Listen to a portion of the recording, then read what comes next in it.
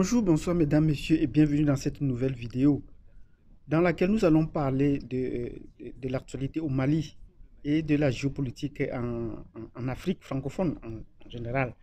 Donc, qu'est-ce qui s'est passé ces derniers temps? Nous suivons pour vous l'actualité au Mali.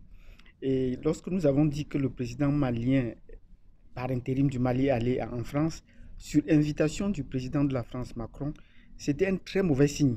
C'était un très mauvais signe. Et nous allons vous expliquer pourquoi c'est un très mauvais signe. Mais nous ne sommes pas les seuls à voir ce mauvais signe. Beaucoup de chefs d'État, notamment en Afrique centrale, ont vu ce signe-là.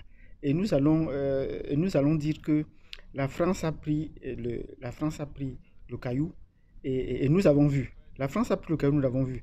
C'est bien un proverbe africain que vous connaissez. Donc nous anticipons déjà sur la France, nous avons un regard anticipatif sur les gestes de la France. Comment est-ce que la France a pris le caillou et comment est-ce que nous avons vu?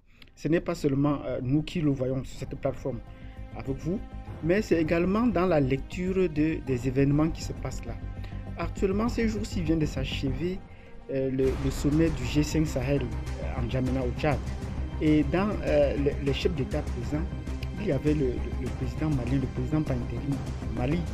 Mais malheureusement pour lui, il s'est fait recevoir par le ministre d'État, ce n'était pas par le maréchal Dissino, non.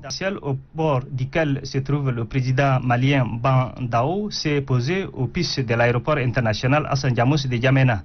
Il a été accueilli à sa descente d'avion par le ministre d'État, ministre secrétaire général de la présidence de la République, Kalzebe Paimi Débé, entouré de quelques membres du gouvernement, ceux du cabinet de la présidence de la République, le maire de la ville de N'Djamena et du personnel diplomatique de l'ambassade du Mali au Tchad. Parce qu'il savait que lui, il ne représente pas entièrement le Mali. Et pourquoi pour venir à ce sommet, il fallait qu'il parte d'abord en France? Pourquoi est-ce qu'il parle d'abord en France? Donc là, on sait déjà sa position ou les dispositions, les instructions qu'il a reçues de Paris pour venir à ce sommet.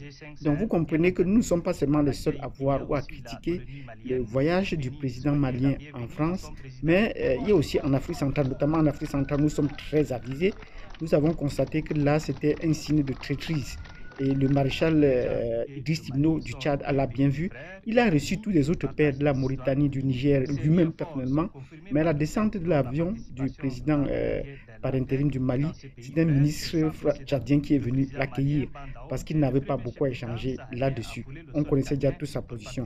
Donc, si vous avez aimé cette vidéo dans laquelle nous voulons vous présenter le fait que la France a pris le caillou en Afrique, dans l'Afrique francophone, et les Africains ont déjà vu, ont anticipé sur ces gestes, mettez-nous un pouce et appréciez cette vidéo parce que nous allons continuer à suivre l'actualité pour vous et vous montrer que c'était un très mauvais signe, comme nous l'avons dit. Certains gens pouvaient être malheureux de savoir que c'était un très mauvais signe. Nous attendons que le président malien fasse un voyage en Russie. C'est ce que nous attendons, ou qu'il reçoive officiellement l'ambassadeur russe à Bamako. C'est ce que nous attendons de lui. Et nous n'étions pas les seuls aveugles. Nous n'étions pas les seuls aveugles.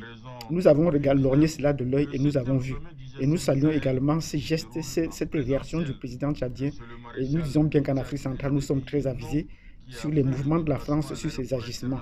Donc, si vous avez apprécié cette vidéo, vous nous mettez un pouce, vous cliquez sur la cloche de notification et surtout partagez. Partagez pour qu'on essaie d'accroître notre communauté et pour qu'ensemble on puisse faire une lecture, une vision des gestes de la France qui ne peut plus se déjouer de nous. Merci et je vous donne rendez-vous à la prochaine vidéo sur le Mali.